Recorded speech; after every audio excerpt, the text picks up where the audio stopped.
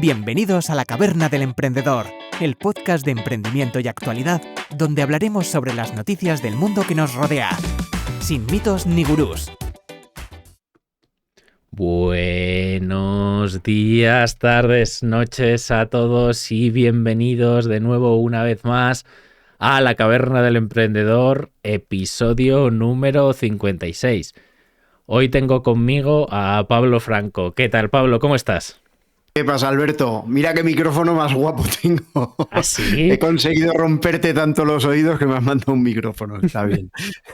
Hombre, tío, es que el último episodio fue un poco duro. Fue un poco duro al final con el micrófono del ordenador. Había que actualizarse. Se oye bien, ¿no, Sí. Pablo? Buah, hombre, esto es otra cosa. Hombre, ahora ya parecemos otra vez profesionales, ¿eh? Se soluciona por poco los problemas. Un micro dinámico de USB te lo soluciona rápidamente. Sí, tío. Da igual donde estés, aunque estés ahí en un espacio vacío como estás tú, que te vemos ahí como si estuvieses en el cielo elevado, todo el fondo blanco. De santo varón que soy. Exacto, sí, de eso. ¿Qué tal? ¿Cómo ha ido la semana, Pablo? Va muy bien. ¿Sabes qué me pasa? Que desde que he vuelto por aquí, pues ya no miro la actualidad de la misma manera. Estoy todo el rato pensando, hostia, esto para la caverna. Este tema, esto para la caverna. Entonces, bien, la verdad que se puede decir que bastante entretenido. Bueno, me alegro que haya sido entretenido. Esta semana no se ha podido venir Pablo Gil. Todos sabéis que es auditor, o sea que tiene unos días muy duros. Lo digo por si nos está escuchando de fondo mientras está en reuniones, pues que nos ponga algo por el chat, que estaremos esperando. Y antes de comentar nada, recordaros que tenéis, los que nos estéis viendo, el QR de la comunidad de WhatsApp. Si no, en lacaverna.es, pues tenéis el acceso. También tenéis el acceso a las super tazas y super camisetas del Caverner, si queréis. Así que ya sabéis, uniros. Y Pablo, Tan guapas, ¿eh? tenemos dos cositas que comentar de las cosas que hemos ido hablando estas semanas pasadas para actualizar a la gente, ¿no? ¿Quieres empezar tú con la primera? Venga, vale, damos a... Es que además quiero empezar yo porque fui un poco escéptico, dije que había muchas cosas que se podían romper por el camino. Estoy hablando de la antigua fábrica de Nissan y de si iba a venir Chery, la empresa china, a fabricar a Barcelona sus coches. Y bueno, por lo visto está todo ya encarriladísimo. VITEC se ha hecho con el 100% de las acciones y ya pueden negociar todo porque VITEC va a poder usar esa fábrica. Ya han terminado de comprar las acciones, ya parece que no hay nadie que se interponga y que es inminente que nos anuncien pues que esa fábrica se viene para aquí. Así que bueno, yo creo que es una muy buena noticia. Pues oye, perfecto. La verdad es que estuvimos comentando por la fábrica de Nissan en Barcelona la semana pasada con todas estas novedades que había. A ver si es verdad y conseguimos que se vengan para aquí. Y luego, bueno, conseguimos, lo digo como si lo fuésemos a hacer desde la caverna, pero bueno, ese poder todavía no lo que tenemos. Nos ponemos a hacer coches. Exacto, ya tenemos suficientes cosas, ya que bastante que hacemos camisetas y tazas y que nos las hace un tercero, que olvídate de coches. Y luego yo también quería comentarte, Pablo, la telenovela que nos viene siguiendo desde enero, que es la telenovela de Grifols, Gotham City y toda esta maraña de problemas que sinceramente no los estamos trayendo ya porque me parecería muy repetitivo, pero está todo el día copando los periódicos, las noticias. La semana pasada que si no presentaron unas cuentas auditadas y que las presentarían el día 8. Ayer volvieron a caer por problemas de un cash pooling entre la empresa, la holding de la familia Grifols, la empresa cotizada Grifols, las sociedades dependientes de la holding, pero que están que están consolidadas con Grifols, y entonces todo el mundo debía de poner dinero en ese cash pooling, pero luego hay unos créditos raros, luego Grifols cobra menos por ese dinero de lo que las empresas le pagan al holding de la familia. Vamos, esto yo me lo he estado leyendo, podríamos hacer un detalle mucho más a fondo, pero honestamente creo que tiene más sentido esperar a ver qué pasa, porque es cada día, es una cosa nueva. Hace unas semanas hablábamos de que Grifols denunciaba al CEO de Gotham y decía que era un roba iPads. Hoy Gotham escribe en X que Grifols está estafando a sus... bueno, la palabra es engañando, es la que ponen, la traducción. A los accionistas con este formato de cash pooling. Las acciones caen. No sé, yo de momento me mantengo en lo que dije. Ni Gotham es un héroe de Batman, ¿sabes? Ni me gusta para nada todo este sistema de sociedades holding, y yo en cuanto las veo suele generarme recelos, que creo que estamos viendo cada día más por qué generan recelos. No sé, Pablo, ¿cuál es tu opinión de toda esta telenovela?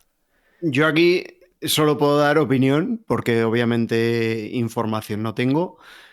Primero una reflexión, solo puedo pensar en quien compró a 15 euros la acción a final del año pasado, pensándose que en 2024 iba a tener unas plusvalías ahí fantásticas, y ahora tiene aquello que compró a más de 15, lo tiene a 6,63 en este momento. Y por otro lado, que tenía una sensación de wow, un bajista que viene a cargarse una compañía pujante y tal, y que cuanto más se escarba, más tiempo pasa, más acceso hay a documentación, peor huele el asunto de Grifols. Ha pasado de ser una víctima de una ladilla que se pone ahí encima a chuparle la sangre a, ostras, demostrarse que igual tenía muchas cosas escondidas debajo de la alfombra, y vistos los acontecimientos, tal vez demasiadas. Así que palomitas, como diría aquel, a ver cómo termina la película, pero al margen de los dueños de la empresa, de los dueños mayoritarios, me refiero de los accionistas mayoritarios, y de cualquier otra consideración, ya te digo, yo solo puedo pensar en esa gente que ha perdido más del 70% de su inversión confiando en que las cuentas que se habían presentado eran cuentas que estaban en condiciones y que no albergaban trampas, lo cual en estos tiempos ya es mucho suponer.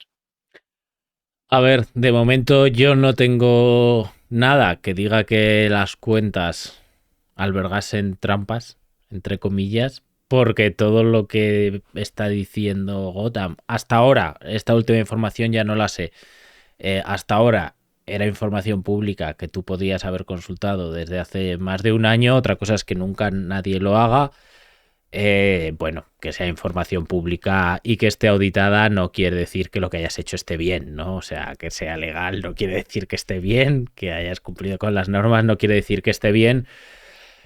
Pero claro, o sea, cada vez se van viendo más intereses, cruces de intereses entre la familia, la empresa cotizada, cosas raras que sinceramente llegan a hacerte pensar que por lo menos, independientemente de lo que suceda al final, que por lo menos aquí haya tantas cosas entremezcladas que no creo que esta gente dirigiendo la empresa vaya a tener en cuenta el interés de los accionistas de Grifols, generar valor para ellos. Entonces, no lo sé, vamos a ver, volveremos con un tercer episodio de este tema, con más detalles y analizándolo mejor, porque vamos, aquí hay para mucho, no lo sé, no sé si vendremos a decir que al final han tenido que vender la empresa porque les han hecho una OPA, o del bajo precio que tienen, o si al final se recuperan, o si les obligan a vender o a salir de allí a la familia Grifols. No sé qué os contaremos, pero vamos, cada día es una aventura con esta gente. Está claro.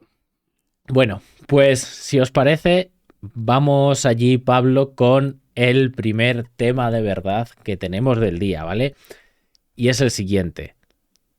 España tira más de 2.000 millones de energía renovable a la basura. Las eólicas y fotovoltaicas deben desengancharse de la red cada vez más frecuentemente porque no caben. Cuando el pool no consigue casar precios, el pool es donde se agrupa toda la electricidad en un momento dado, la luz se sitúa, la electricidad, el coste se sitúa a 0 euros. Esto, en principio, puede parecer algo genial para el usuario, pero la realidad es que es un desastre que esto suceda. Porque que el pool se sitúe a 0 euros no quiere decir que la producción de energía sea muy eficiente o esté muy bien organizada, sino que hay un exceso de producción en un momento dado. Y aquí, ¿qué es lo que pasa? ¿Por qué paramos y tiramos las renovables? Pues porque hay tipos de electricidad, como las centrales nucleares, que no pueden parar, o que sería tan caro parar que les es mejor regalar la producción, porque detener una nuclear no es sencilla. ¿Qué es lo que pasa? Que entonces, para evitar una sobrecarga, se obliga a parar a las energías renovables. Y por eso luego escuchas a gente decir, ostras, hace aire y los molinos están parados, lo están haciendo aposta para que suba la electricidad. Bueno, la razón por la que se paran los molinos es para evitar una sobrecarga, ¿vale? Cada vez ocurre de forma más frecuente y esto se estima que va a costar este año más de 2.000 millones de euros de desperdicio. Aquí todo el mundo se echa la culpa, ¿no? O sea, las renovables le echan las culpas a las nucleares. Algunas energéticas culpan al gobierno de que no ha planificado esto y que no sabe planificar la electricidad. El gobierno echa la culpa a que el coche eléctrico y las calefacciones eléctricas van muy lentas. Aquí todo el mundo tiene la culpa, pero mientras tanto la electricidad a la basura. ¿Qué opinión tienes? Ahora, mira, empiezo por el final. El gobierno puede dar gracias, estando como está la red eléctrica, de que las calefacciones eléctricas y los coches eléctricos no se estén implantando más deprisa. Porque una de las primeras consecuencias de la barbaridad de energías renovables que hay instaladas en este momento es que se está generando bastante más de lo que se produce. Mira, solamente en energía solar, fotovoltaica, se está tirando un 20% de la producción, por varios motivos, ¿vale? Al final, una vez dijo una cosa Pablo Casado, el líder aquel que tuvo el Partido Popular, decía que, claro, que la solar fotovoltaica no producía de noche, que es una cosa que nos hizo descojonarnos a todos. La verdad que fue un momentazo, pero que en el fondo escondía una parte de razonamiento que es de perogrullo, pero que es así. Las energías renovables, salvo la hidroeléctrica, y hasta en esta podríamos poner salvedades, no se producen cuando uno la necesita. Se producen cuando el elemento generador está activo en ese momento.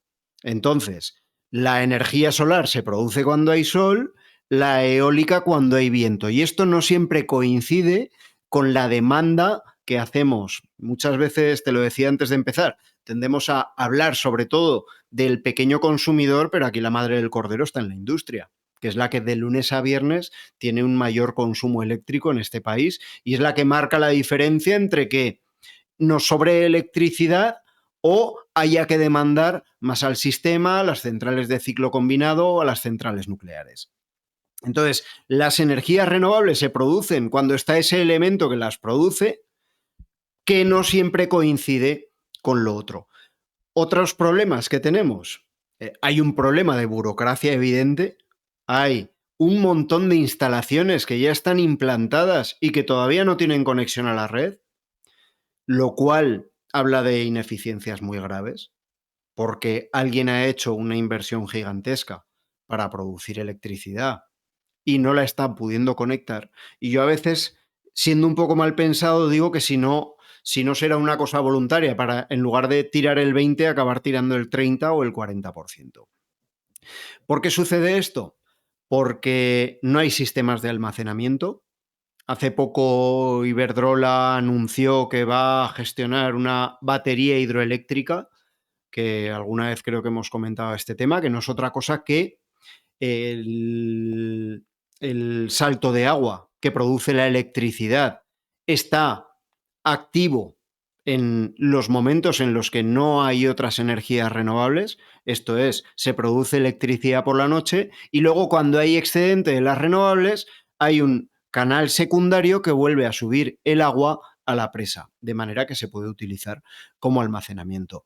Pero no hay un sistema de almacenamiento de energía, tampoco en las viviendas hay un sistema de almacenamiento de la energía y ni siquiera en la mayor parte de las viviendas que son propietarias de su tejado y que generan su propia electricidad con paneles solares, se ha apostado por el almacenamiento de energía. De manera que, ¿qué sucede en un día soleado como hoy? Por lo menos aquí en Aragón, pasa que se está generando un montón de electricidad que se va a tierra, porque no se puede utilizar. ¿Qué pasará en cuanto se vaya el sol? Pues que no será suficiente. Y que como además hoy en Aragón, por lo menos en esta parte, en la parte norte, no está siendo un día ventoso, habrá que volver a tirar como si no hubiera mañana de las centrales nucleares y de las centrales de ciclo combinado. Es decir, que no bastaba, y por eso se habla muchas veces de la falta de planificación, no bastaba con hacer la instalación para producir esa energía, sino que había que pensar también en la evacuación de esa energía, porque empieza a haber problemas de falta de capacidad en las líneas que transportan esa electricidad y por otro lado, planificación acerca de esas energías que si van a hacer falta o no. Es que es tan sencillo muchas veces como mirar por la ventana. En lugares en los que no hay industria cerca o a una distancia prudencial, se está generando un montón de electricidad que aunque se pueda mover a otros lugares, desde luego no es lo más eficiente.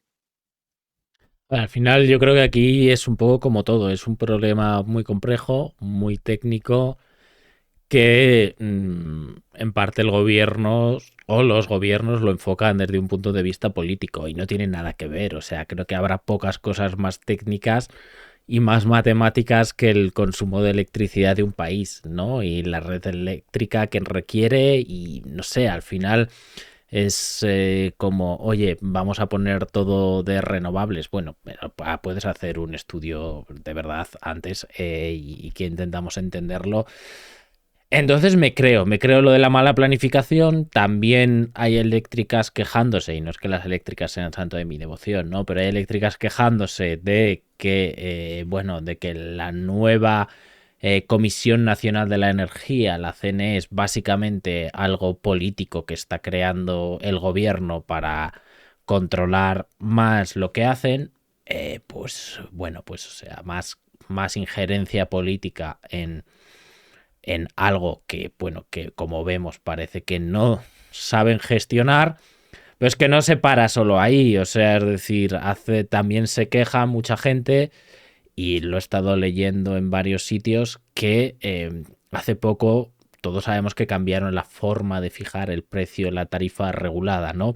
Antes se hacía en base al precio de este pool, que ahora vemos que en algún momento está en 0 euros, lo cambiaron y hacían una cesta de futuros sobre el precio de la luz, algo más complicado. Bueno, pues esto resulta que ahora pues está haciendo que la gente pague 110, 115 euros por megavatio cuando en puntos dados vale 0. Entonces al final le cuesta también más al consumidor. Lo mismo pasa con el IVA. El IVA de la luz lo cambian al 21%, pero se mantiene en el gas durante un mes al 10%.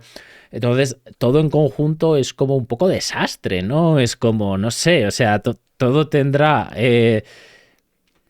tendrá una lógica por detrás, pero lo vas haciendo según te llega y no sé, o sea, es como que como que no llegan a las cosas y van gestionando y haciendo según les surgen los problemas. Y este yo creo que es uno de esos, porque me parece bastante grave que que se estén gastando millones y millones de euros en inversiones y que luego se tire a la basura. Porque nos puede parecer como consumidores que, bueno, eso es genial. Así vale a 0 euros que, y perdón la expresión, que se fastidien las eléctricas, ¿no? Que ya han ganado mucho dinero, ya.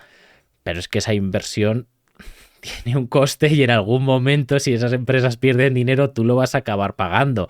Entonces, hacerle gastar dinero a alguien por algo de que no va a sacar cero rentabilidad, lo vas a acabar pagando, tenlo en cuenta. Entonces, no tiene sentido invertir más de la cuenta ni invertir en cosas que no van a producir. No sé cuál es la solución. Tú has comentado muchas opciones, pero sí que sé cuál no es, que es utilizar plegarias ideológicas de lo que tenemos que hacer.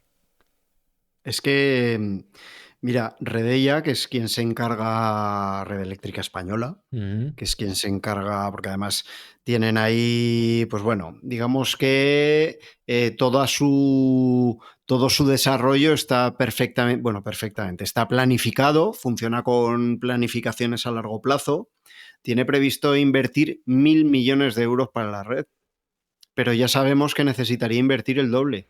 Solamente con lo que hay previsto instalar y conectar para este año. Hay un problema evidente. Nos preocupamos de que se genere muchísima energía sin pensar en aquello que vamos a hacer con ella. Y respecto a lo que comentabas, Alberto, como si alguna vez las eléctricas en este país hubieran perdido algo con respecto a la ciudadanía. Seríamos ingenuos. Yo cada vez que sale una eléctrica que le supone un problema a algo, tiemblo porque digo, a ver por dónde nos la van a clavar ahora. Porque nunca han perdido nada. Déficit tarifario, bueno, aquí lo pagamos todo. Pagamos las redes que ya se pagaron con impuestos cuando era público. En fin, o sea, es terrorífico que las eléctricas se vean en la situación de tener que regalar la energía. Es terrorífico. Y no deberíamos... Siempre digo que en esto la madre del cordero está en las grandes industrias, en los grandes consumidores de electricidad, pero no deberíamos perder de vista una situación que a lo mejor puede llegar a darse, y esto pondrá los pelos de punta a más de uno de los que se han puesto paneles en casa, y es que al generador de electricidad renovable le puede suceder que termine pagando por verter a la red la energía. Ojito, porque eso puede llegar a pasar. Se planteó como globosonda el verano pasado, justo cuando mayor era la producción fotovoltaica, y no nos extrañe que vuelva a ser un asunto que vuelva a estar sobre la mesa cuando la producción fotovoltaica vuelva a estar en máximos allá por el mes de mayo, junio, julio, y que no sea vierto a la red y me lo compensan en la factura, sino vierto a la red, esa energía va a tierra, no se llega a utilizar y yo tengo que pagar por utilizar la red eléctrica y por el exceso de consumo que estoy generando. Yo ahí lo dejo porque ya se lanzó como globo sonda el verano pasado y no me extrañaría que se volviera a lanzar porque las cosas no han ido a mejor, han ido a peor. Antes te decía que se está tirando mucha energía fotovoltaica, un 20% de toda la producción. Se considera que de cara a 2030, si las cosas van como van, y no sé cómo habrán calculado la cifra, pero simplemente porque nos hagamos una idea, un 7% de la electricidad generada se podría ir por el sumidero.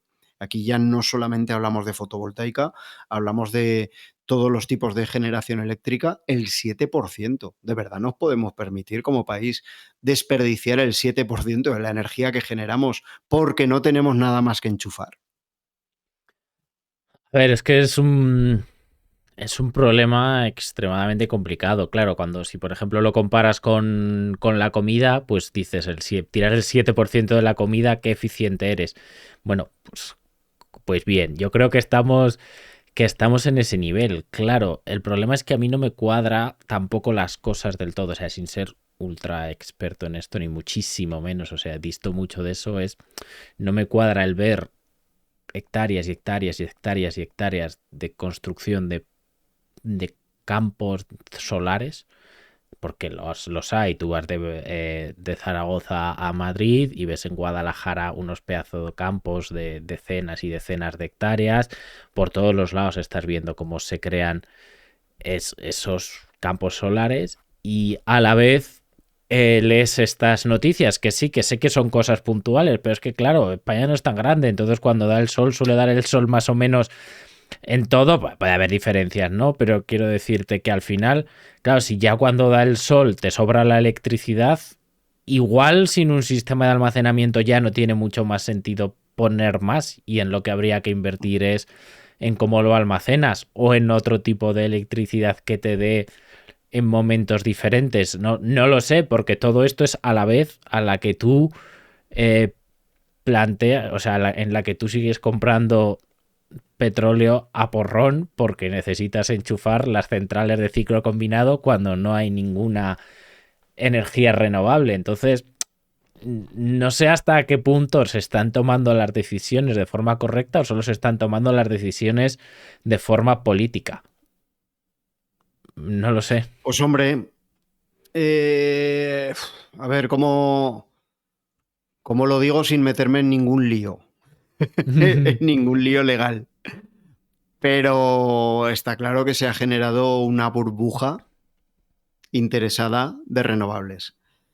Y que por esa gatera se está forrando mucha gente. Mucha gente que coge, instala, los permisos se dan, pero luego no, pero luego faltan cosas, no se da permiso para la evacuación, pero a veces sí. Entonces, bueno, está sirviendo, como todas las burbujas, como gatera para que gente muy lista y con mucho poderío económico para meterse en esos jardines acabe sacando tajada. Hay muchas veces que no se entiende por qué dan un permiso para hacer una línea de evacuación de una zona de molinos. Nombro los molinos porque normalmente son los parques de renovables que mayor cantidad de energía están generando. Pero resulta que se ponen los molinos y el permiso que había para evacuar toda esa energía que se está generando, pues bueno, no se sabe cómo se dio, pero pasa por una zona de especial protección y no debería pasar por ahí. Bueno, está siendo una gatera. Está siendo una gatera porque hay una burbuja, obviamente. Necesitamos energía, necesitamos toda la que podamos conseguir. Lo que pasa es que muchas veces hablamos de energía en general y no es energía eléctrica toda la energía que necesitamos. Porque los grandes vehículos no van con energía eléctrica y los pequeños, no nos engañemos, de momento la mayoría tampoco. Entonces hay muchos usos energéticos que no son energía eléctrica y que no se resuelven con las energías renovables. Ya digo, mientras no haya una red capaz de soportar todo aquello que se está generando, que en este momento la red eléctrica tiene momentos de problemas. Tiene momentos de problemas y la cosa no va a ir a menos. Al revés, va a ir a más. Esos 1.000 millones que va a invertir Redella van a ser insuficientes para todos los proyectos que hay planteados en este momento y que se van a conectar previsiblemente a la red a lo largo de todo este 2024. Entonces, es política porque es verdad que queda muy bien decir que luchamos contra el cambio climático, que hasta eso sería discutible con el tema de las renovables, pero bueno, lo que es indiscutible es que como no producimos aquí los molinos ni los paneles, pues nuestro aire está más limpio, no así el de otras partes del mundo donde están a destajo produciendo estas instalaciones, pero sí, creo que hay política y creo que hay dinero de personas que pueden aprovecharse de esta situación de absoluta locura y de burbuja con las energías renovables. En España el tema energético es complicado porque tú mismo lo has dicho, ¿no? Al final las eléctricas nunca pierden y nunca van a perder, porque si cada vez que un ministro deja de ser ministro, pues de repente tiene un puesto de consejero en una eléctrica, pues bueno, pues igual que en el caso de Grifols que comentábamos antes, que no sabes los intereses de quién están defendiendo en cada momento, pues bueno, pues aquí me lleva a lo mismo, ¿no? No sé los intereses de quién se defiende en cada momento. También has comentado lo de que igual acabas pagando por verter energía solar a la red. Claro, es que esa es la parte B, ¿no? O sea, si quieres cambiar toda la estructura de cómo funciona la energía en un país y en vez de pasar la mayoría de la energía a través de las bombas de las gasolineras, lo quieres hacer a través de los enchufes, pues claro, pues tienes que cambiar todo eso, ¿no? O sea, si al final quieres que los coches se enchufen en vez de ponerlos en una gasolinera, pues bueno, pues eso requerirá de muchísima inversión que tenemos que hacer y que sinceramente, pues no creo que sea rápido ni que sea barato. Por eso me extrañan todos estos mensajes de repente nos sobra electricidad, de repente me monto una especie de Comisión Nacional de la Energía que voy a controlar. Todas estas cosas me chocan mucho con un plan de verdad de qué es lo que queremos construir. Pero bueno. No nos sobra energía. Nos sobra en este momento, hoy, por ejemplo, que miro por la ventana, nos sobra energía eléctrica. Nos falta petróleo, nos falta petróleo y gas a precios que sean asumibles para que nuestra industria siga funcionando. Porque, amigos, la industria, la gran industria sigue funcionando con combustibles fósiles. Porque el gas no es verde, por más que nos digan. El gas es un combustible fósil, igual que el petróleo. Y con salvedades, pues se obtienen de prácticamente los mismos sitios. Entonces, nos falta energía. Nos falta energía barata derivada de los combustibles fósiles que hoy por hoy suponen la gran parte de la energía que consumimos en un país, porque no toda la energía, y ya empiezo a pensar que esto es una cuestión interesada, no toda la energía que utilizamos es eléctrica. De hecho, es minoritaria y voy a buscar el dato. Busca el dato, no me acuerdo cuánto era, pero sí, no es ni el 50% del total de la energía. Entonces, bueno, esa es la cuestión, que al final ni solucionas un problema ni solucionas otro, ¿no? Porque sigues dependiendo del petróleo y de países poco amigos de tus valores liberales en España, llamémoslo así si queremos decirlo de forma calmada, ¿no? Y, pero a la vez tampoco estás solucionando la parte B. Entonces yo creo que queda muchísimo trabajo y queda mucho sufrimiento, eso sí. Creo que un objetivo loable sería que tú pudieses acabar produciendo, o en Europa por lo menos, tus necesidades energéticas. Ya veremos si eso puede pasar en algún momento o no. ¿Tienes por ahí el dato, Pablo? Pues mira, estamos hablando, a ver, porcentaje. Mira, importamos, que ese dato sí lo tengo, el 69,5% de la energía que consumimos. ¿Vale? Estos son combustibles fósiles. Estaremos, como el último dato no es actualizado, pues estaremos por debajo del 20% de consumo eléctrico dentro del mix con respecto al consumo energético total. ¿Vale? Pero prácticamente el 70% de la energía que seguimos consumiendo la traemos de fuera, en forma de combustibles fósiles. Así que fíjate si nos queda para seguir incrementando el peso de la eléctrica, de la energía eléctrica dentro del mix de todo lo que consumimos.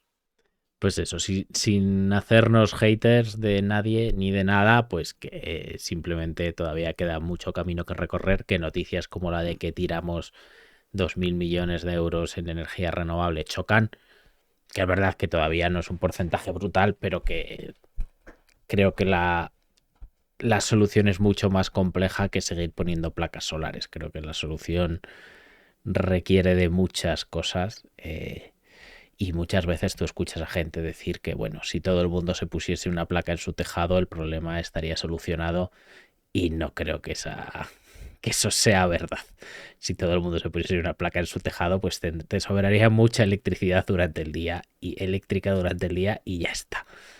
Mira, respecto a esto, y si alguien está pensando ponerse paneles en su casa, pero para la industria también sirve, porque he tenido contacto con industrias que han estado con este asunto, haciendo la valoración de la dimensión que debía tener su instalación fotovoltaica. En una vivienda, estamos hablando de organizándote el consumo en base a la producción fotovoltaica, que puedes llegar a un 40% de autoconsumo. Es decir, el otro 60%, si no tienes baterías en tu casa para almacenar, se va a la red y ahí ya, si lo tienes gestionado, se compensa o lo que sea, ¿vale? Pero se puede llegar a un 40% aproximadamente. En el caso de la industria, estamos hablando de que no llega a un tercio de toda la energía que consume una industria, por muy grande que quieras poner la instalación. Porque durante las horas centrales del día, en días soleados, que son muchos en España al año, afortunadamente, no vas a consumir, no vas a ser capaz de consumir todo lo que generas si está sobredimensionada, y en el resto del tiempo, pues no la vas a usar. Estamos hablando de que abarata la factura de la luz en una industria en torno a un 30%. El problema aquí, tú comentas, salvo que tengas baterías, el problema yo creo que reside ahí, en que si tú te planteas ponerte baterías, de repente los costes se te van por los cielos, empiezan a aparecer los problemas. No creo que las baterías de hoy en día sean una solución. Igual para una casa te pueden ayudar, pero es que yo creo que ya ni te las ofrecen cuando preguntas por placas solares, ¿no? Te ofrecen en conectarte y ya está. No creo que sean rentables en este momento. No lo son. No lo son, salvo que tengas la idea romántica de desconectarte de todo. Una industria, obviamente, ni se lo puede plantear de ninguna manera. Y en un hogar, si alguien dice, me canso de pagar a las eléctricas y no quiero saber nada, pues bueno, si está dispuesto a pegarse ese tiro en el pie, que lo haga. Pero rentable desde el punto de vista económico, por el momento, con las baterías que hay en el mercado. Otra cosa es con lo que saquen el año que viene, que este es el debate eterno, ¿no? De aquí a 5 años saldrá una tecnología que tal y que cual. Bueno, hoy por hoy no es rentable. Sí que conozco, y alguien me podrá decir que hay casos de gente que compra baterías recicladas de coches eléctricos y las utiliza para ponerlas en su casa, y que entonces con el excedente mina Bitcoin y que tal. Bueno, casos concretos en YouTube hay un montón. José Pero Carlos, nuestro amigo realistas, José Carlos el trader. realistas, no Nuestro lo amigo sé. José Carlos el trader le gusta mucho eso. Bueno, pues esperamos que dentro de poco podamos decir justo todo lo contrario, pero de momento pues estamos tirando un poquito de la electricidad que generamos. No pasa nada, siempre hay un poco de desperdicio en todo lo que haces, ¿no? Así que La entropía, la entropía, no pasa nada. Pues nada, Pablo, vamos al siguiente tema, que también es muy de casas, ¿no? Y de consumo en las casas y demás, ¿no? Y sobre todo muy del gobierno. El precio real del alquiler en las principales ciudades está superando hasta en un 150% lo que el gobierno dice que tiene que ser el índice de precios, ¿vale? Después de publicar su índice de precios, se revela una preocupante disparidad entre un precio real del alquiler y los que recomienda el Ministerio de Vivienda. Por ejemplo, en Palma de Mallorca se ofertan las casas hasta un 157% por encima del precio del índice, ¿vale? ¿Qué es este índice? Este índice es un índice que publica el Ministerio de Vivienda y que, si bien no es obligatorio todavía, sí que tiene una vertiente obligatoria, ¿vale? Y la no obligatoria no implica no tiene ningún incentivo para su crecimiento. Esto viene de la nueva ley de vivienda, donde tú tienes un índice en el cual indicas cómo es tu casa y ese índice te da un rango de precios dentro del que puedes negociar. Ese es el objetivo, ¿no? Fijar un precio según este índice, y está muy fuera de la realidad. Como hemos dicho, está en el 157%, ¿vale? La situación, es muy complicada si queremos utilizar este índice Porque al final, si en un sitio te están pidiendo 1.500 euros y el índice te dice 800, no tiene absolutamente ningún sentido 700 que empieces a jugar con eso. ¿Cuál es la realidad? La realidad es que ese índice creo que va a tener muy poca gente que esté obligado a seguirlo, porque solo se aplica para viviendas que lleven al menos 5 años y ser alquiladas y para las que sean de grandes tenedores y tienen que estar en zonas tensionadas.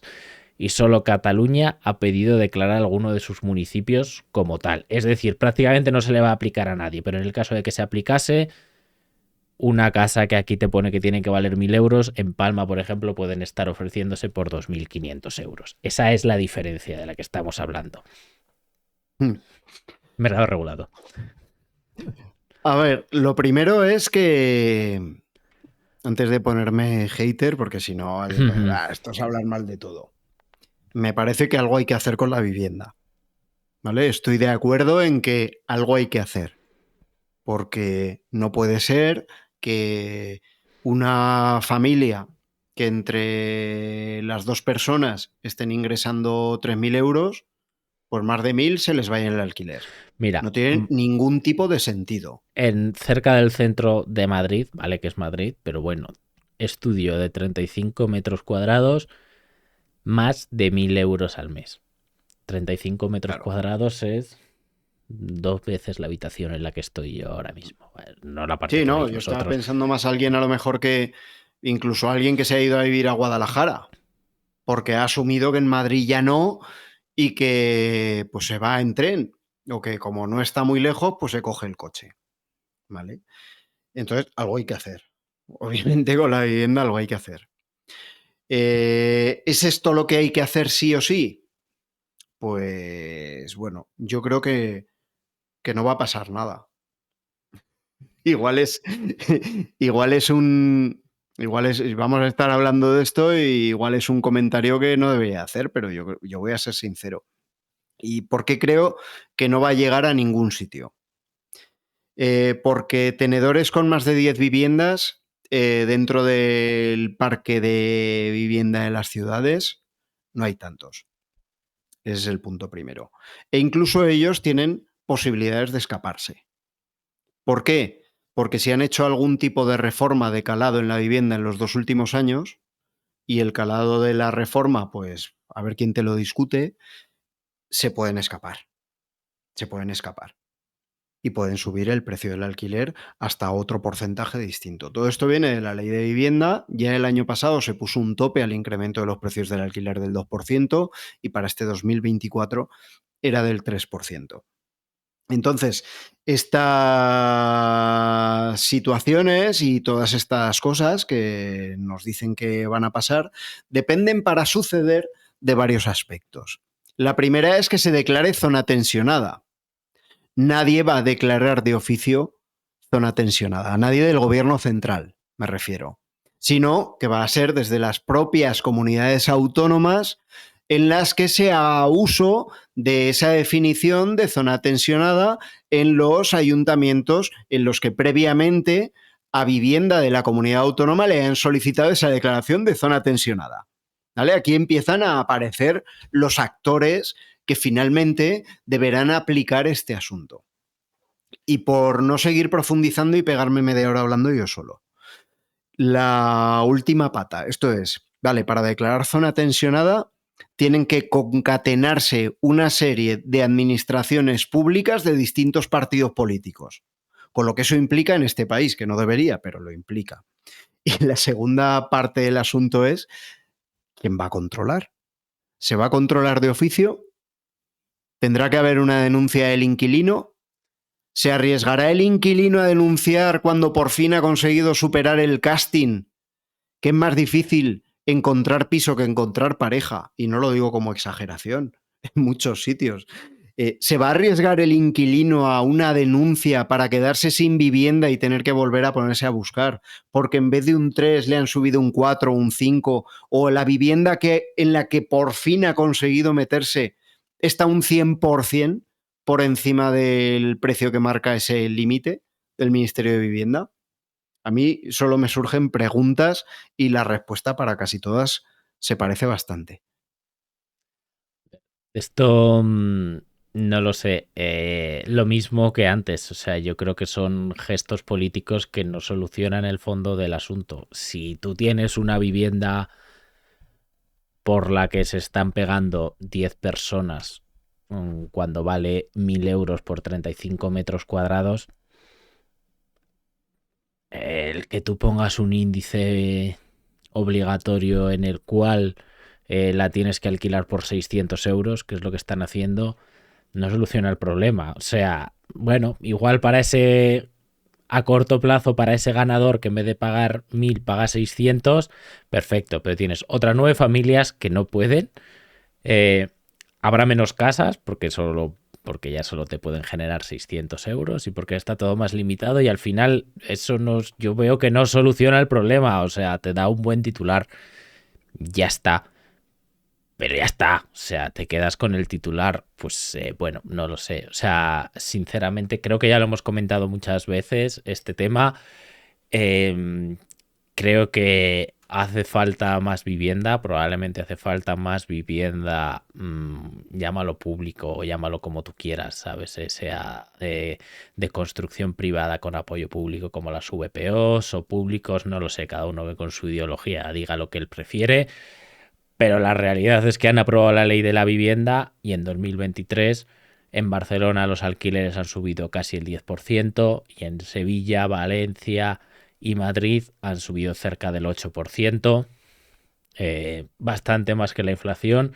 Zaragoza, de las 5 grandes ciudades, es la única que se salva un poco, que ha subido poquito más del 4%. Bueno, pues entiendo que hay ahí menos pelea por vivir en Zaragoza por alguna razón, sobre todo me imagino que que será menos turística la ciudad. Bueno, pues esa es un poco la situación, Pablo, al final. Yo no sé muy bien cuál es la solución, pero entiendo que simplemente publicar un índice no lo es. No, pero fíjate la de titulares y la de tiempo que estamos dedicando. Se me ocurren un montón de preguntas sin respuesta a todas ellas, así que, bueno, pues los que nos estáis escuchando, si os ocurre la respuesta a la pregunta, joder, yo súper agradecido de que me la respondáis y me digáis que no tengo ni puta idea. Pero en el caso del piso, vale, y si lo que me están alquilando es una habitación, si el piso se alquila por habitaciones, y ahora os pregunto otra. Si el piso se alquila por temporadas, esto es, estoy 10 meses, soy profe, vamos a poner por caso, que no es el caso, pero soy profesor, estoy 10 meses y los meses de julio y agosto yo dejo la vivienda, porque no voy a estar ahí, porque me vuelvo a mi ciudad. Cuando vuelvo, ¿qué pasa? Que me encuentro, y os lo digo ya, me encuentro con un precio distinto. Pero es que, aunque todo el mundo lo hiciera perfecto y se respetara el espíritu de la ley, que el espíritu de la ley es claro, que no incrementes el precio de la vivienda hasta el máximo que la gente esté dispuesta a pagar porque se está generando un problema habitacional grave dentro del país. Si todo el mundo respetara el espíritu de la ley, aún así nos encontraríamos con que no hay nadie que vaya a controlar esto. Nadie lo va a controlar. Van a ser excepcionales quienes pongan una denuncia porque el alquiler está muy por encima del precio del mercado. Y entonces, pues, ¿qué creo que va a pasar? Pues que si alguien no obtiene la rentabilidad esperada por un alquiler a largo plazo, pues va a poner alquileres a corto plazo. Por meses, por trimestres, por semestres o por 10 meses. Estoy pensando, por ejemplo, en una ciudad, pues como puede ser Huesca, que tiene las fiestas en agosto. ¿Vale? Tú alquilas tu piso por temporada y en agosto alquilas tu piso a alguien que va para pasar las fiestas. Y en 10 días que está ahí la persona que va a pasar las fiestas, pues le sacas lo de 2 meses. Y eso es así. O estoy pensando en un sitio más extremo y que todo el mundo puede conocer como Pamplona, que puede tener un alquiler de temporada desde septiembre a junio Y en julio, cuando llega San Fermín, hincharse y luego en septiembre volver a empezar con el alquiler de temporada. No está suficientemente acotado, es una de las escapatorias que tienen los propietarios y que van a utilizar. Además de que el propio inquilino no va a ser cómplice de la administración y va a preferir, aunque el piso en el que está sea una mierda y sea carísimo, va a preferir seguir ahí antes que irse a la jungla que supone hoy buscar en piso. Soluciones: que se construyan más viviendas. Claro, alguien que viviera la crisis del 2008 a lo mejor me dice, cuando más se estaban construyendo viviendas es cuando más estaba subiendo el precio para comprar una vivienda. Pero fíjate qué cosas que hablamos de antes del estallido de la burbuja de 2008, que había mucha gente que todavía podía permitirse comprar una vivienda, pero ya no estamos en ese punto. Ya no estamos en ese punto. Así que la solución será que haya más vivienda, que haya más oferta y que la gente tenga donde elegir y así llegue un momento en el que a lo mejor tenga el inquilino algo de capacidad de negociación. Al final, sí que es verdad que muchas veces cuando hablas de oferta y demanda, la gente lo ve como algo muy abstracto y que no es nada. A ver, pues en cierta parte llevan razón. Que haya más oferta no implica que vaya a bajar inmediatamente el precio si de repente todo el mundo piensa que la vivienda nunca va a bajar y que es la inversión del futuro y se pone a comprar como loco con el 120% del valor de la casa como hipoteca. Pues claro, por mucha mayor oferta que tengas, si la demanda o la gente que quiere comprarla entiende demanda como esa gente que le daban el 120% por comprar una casa porque nunca bajaba, pues es mayor que incluso la burrada que estás construyendo, está clarísimo. Pero la verdad es, la realidad es la que es. La realidad es que en España hay mucha más gente demandando casas de alquiler que las casas que están disponibles. Depende de los sitios donde vayas. Ves en las inmobiliarias, oye, se buscan viviendas, ¿no? Para vender a la gente que quiere comprar.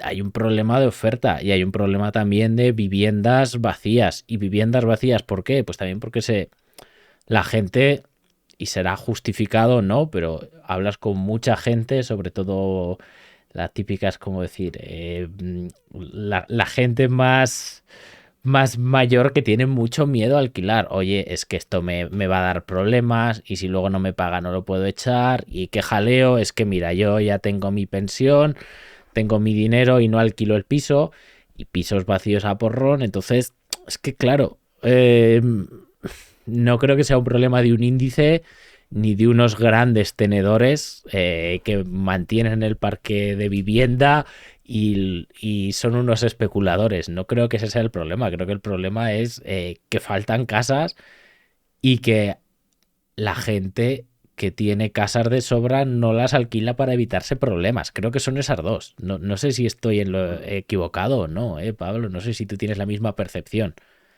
Yo estoy bastante de acuerdo con eso y estoy bastante de acuerdo con que lo bueno es que vamos a tener la prueba del 9 muy pronto, con esos 140 municipios de Cataluña que ya están declarados como zona tensionada y sobre los que aplica desde ya ese límite, ese rango de precios del alquiler. Vamos a ver qué sucede. Vamos a tener una comparativa de todos esos municipios que van a estar acogidos a esta norma. Vamos a ver cómo evoluciona la oferta de viviendas en alquiler y vamos a ver cómo evolucionan los precios. Estamos ante un punto en el que vamos a poder dejar de especular pues tan pronto como de aquí a 11 meses, cuando se cierren los datos de 2024 y podamos ver qué ha sucedido en esos ayuntamientos de Cataluña a lo largo de estos 9 meses que van hasta el final del año.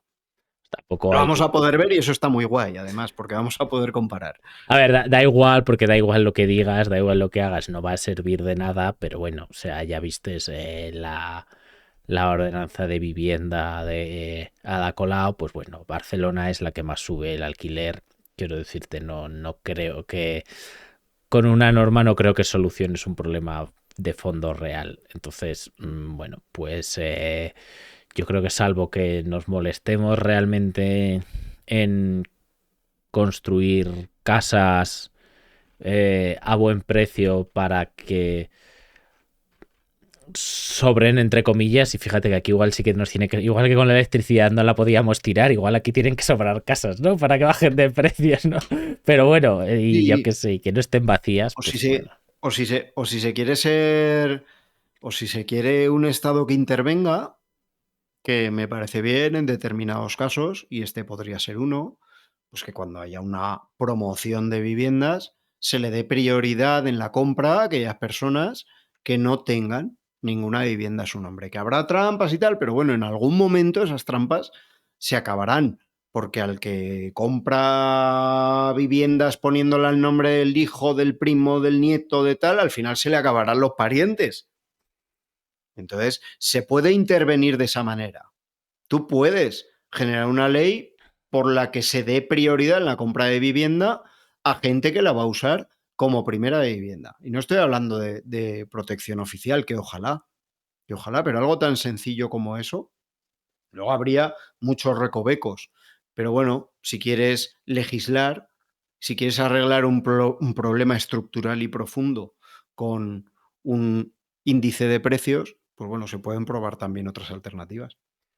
No sé, lo que creo que no es una alternativa es que tú te gastes el dinero público en chorradas y luego le intentes cargar el dinero, le intentes cargar el muerto al que tiene una casa, porque creo que esa forma de actuar es muy cortoplacista. Si alguien tiene miedo a alquilar una casa y prefiere dejarla vacía, pregúntate por qué.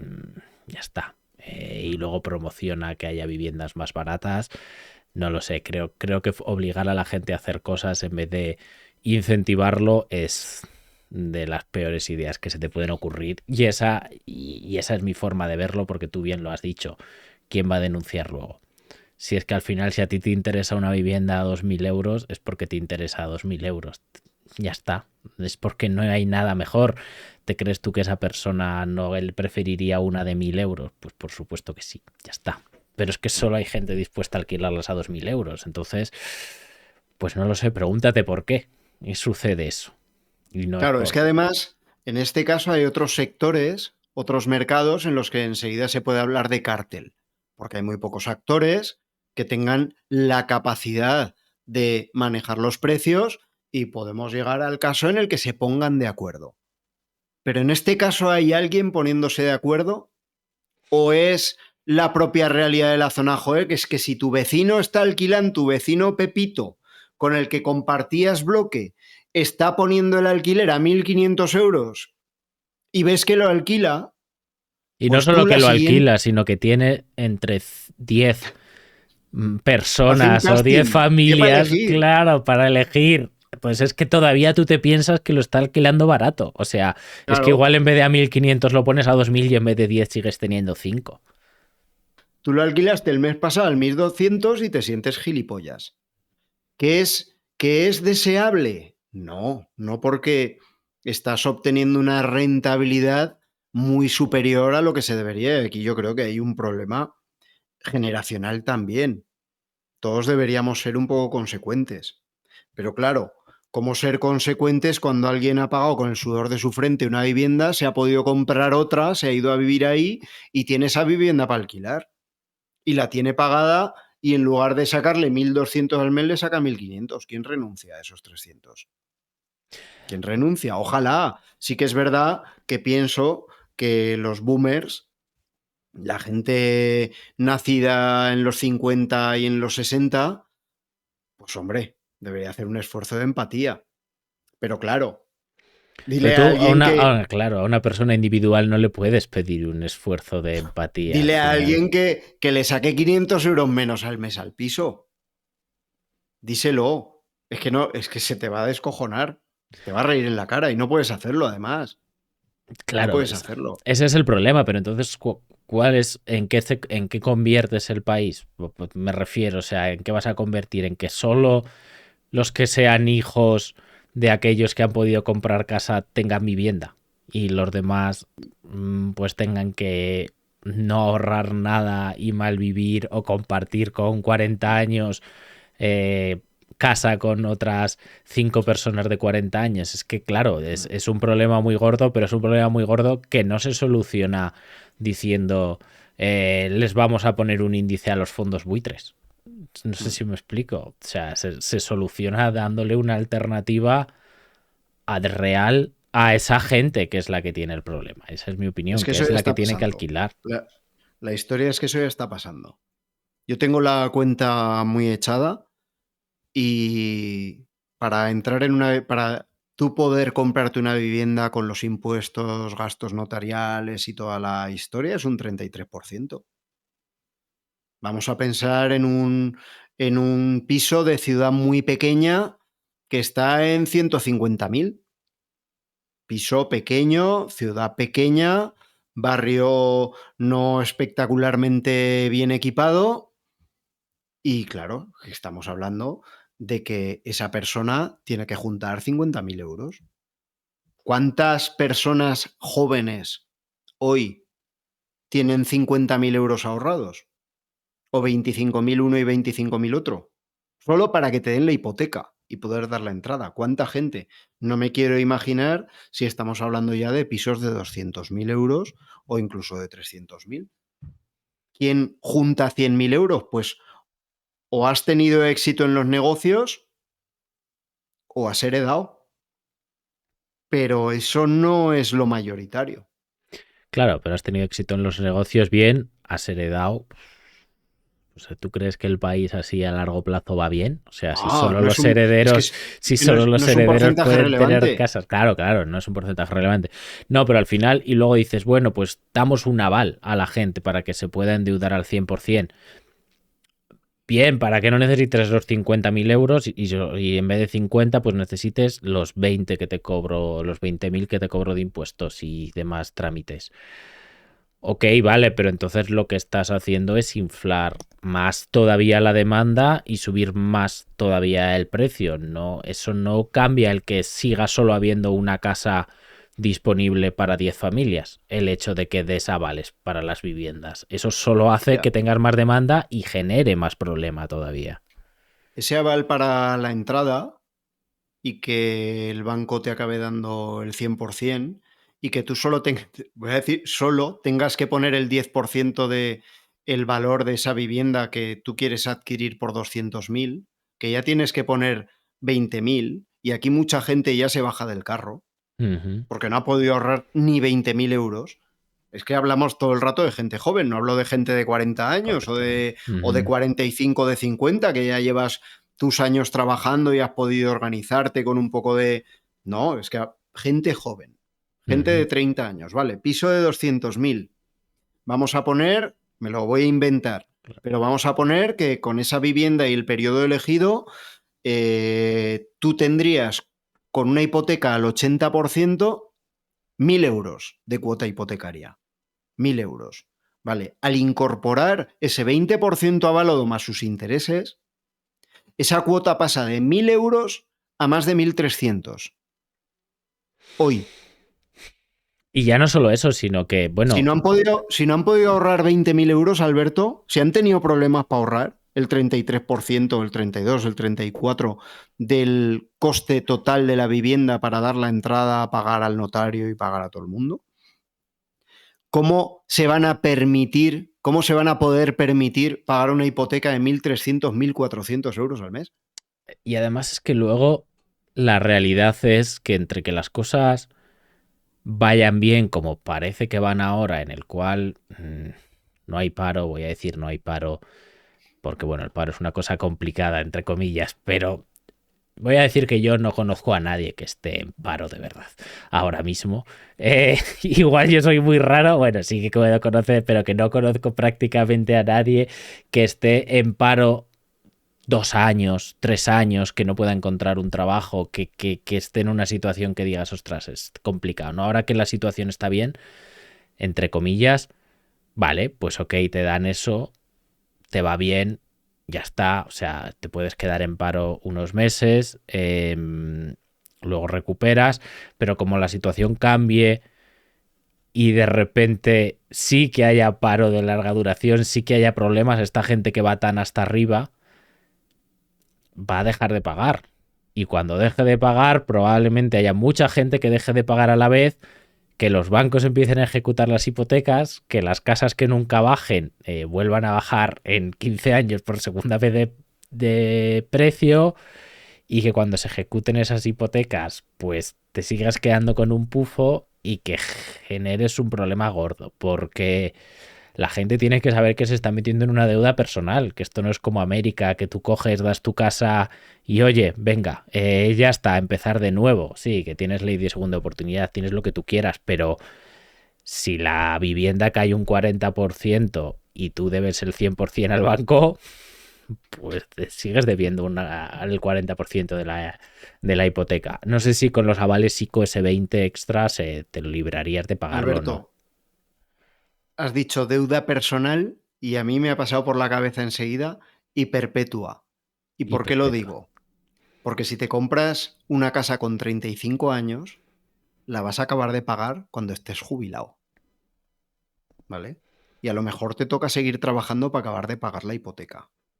O sea, es deuda personal y perpetua. Porque en los años 70 aquí te comprabas un piso, es verdad, unos tipos de interés disparatados, pero con hipotecas a 10 años, a 12 años en los 80.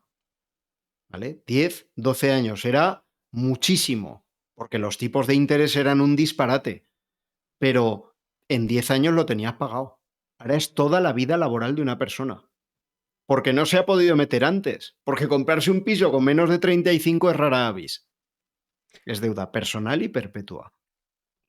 Correcto. Y no sé en qué clase de país vas a dejar si tienes a la mayoría de la población que en vez de poder ahorrar y estar cada vez un poco mejor, tienes a la gente sumida en una deuda desde que empieza a salir de la universidad hasta que, aunque no es como América, hasta que se muere, ¿sabes? Y las herencias son, oye, vamos a calcular todas las herencias a ver si nos sale a pagar o a devolver. Si sale a pagar, lo rechazamos. Entonces, Claro, es que es un poco triste. fíjate, Alberto, lo perverso del asunto. Acabas la carrera con 22 años, ¿vale? Te haces el máster con 23. Con las prácticas te plantas en los 24, ¿vale? Y antes de los 30 has tenido que juntar el 30% del valor de la vivienda que te quieres comprar. O vives en casa de tus padres como un absoluto monje y guardas todo lo que ganes, todo, y bien invertido, para que aquello te vaya generando un rendimiento, o no puedes soñar. Que no, vamos a hacer las cuentas. Vamos a hacer las cuentas. Un recién licenciado que se esté llevando 22.000, 24.000 euros al año, que esté cobrando sus 1.500 euros al mes. Vamos a hacer la cuenta. Son 18.000 euros al año. Pero de ahí tienes que pagar un alquiler que se te va a llevar entre el alquiler Correcto. de la habitación que vas a tener que compartir y los suministros y demás. Se te van a ir 1.000 pavos. ¿Cuánto ahorras? Lo veo difícil, la verdad. Complicado. Pero Les estamos dejando. Sí, les estamos dejando, les está quedando, por no acusar a nadie, un panorama complicado. Complicado, muy complicado.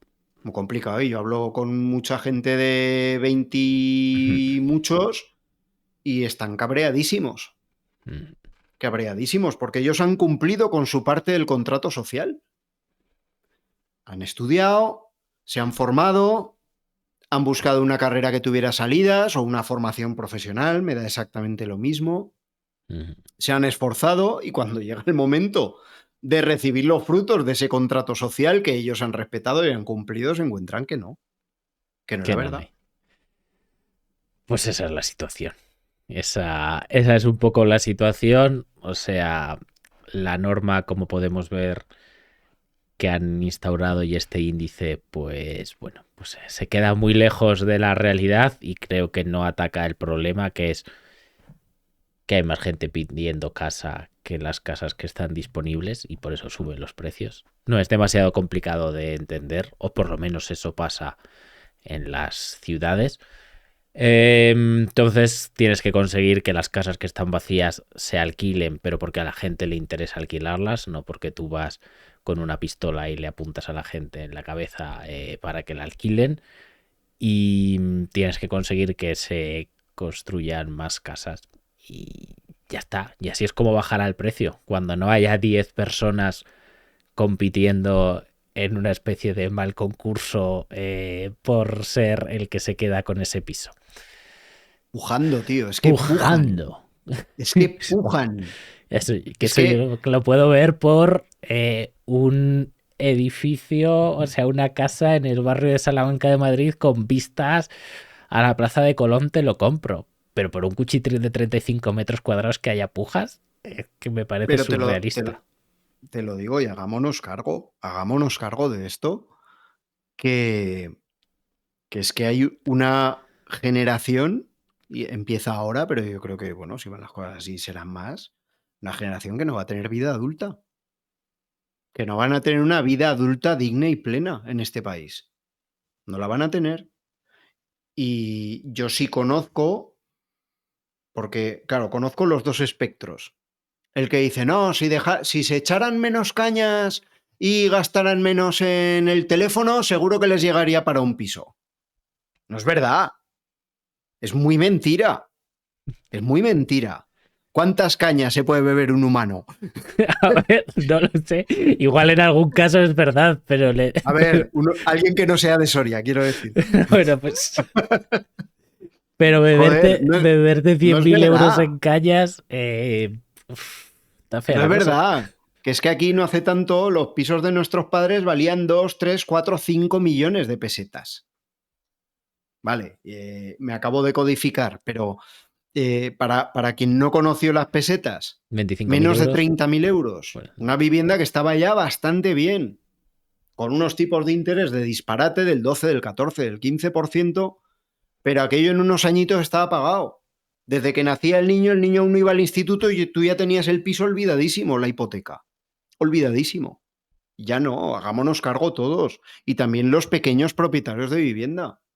Cada uno en su barrio, ¿qué clase de barrio quiere tener? Y qué clase de personas quiere que haya en su sociedad. Porque la gente se está cabreando. Y de momento tiran de papá y mamá los que pueden. Pero los que no pueden se van a cabrear de verdad y va a ser malo para todos. Va a ser malo para todos, sí. Porque no quieres una sociedad en la que la gente esté con 30 y pico años compartiendo cuchitril con otras 7 personas y no creo que sea lo que queremos. No. Pues nada, Pablo. Creo que lo dejamos por aquí. Ya llevamos un ratito comentando el tema de la vivienda. Muchas gracias a todos por escucharnos. Ya sabéis, si nos dejáis comentarios, 5 estrellitas y todas estas cosas que nos ayudan mucho y nos motivan, pues os lo agradeceremos enormemente. Gracias a todos. Chao.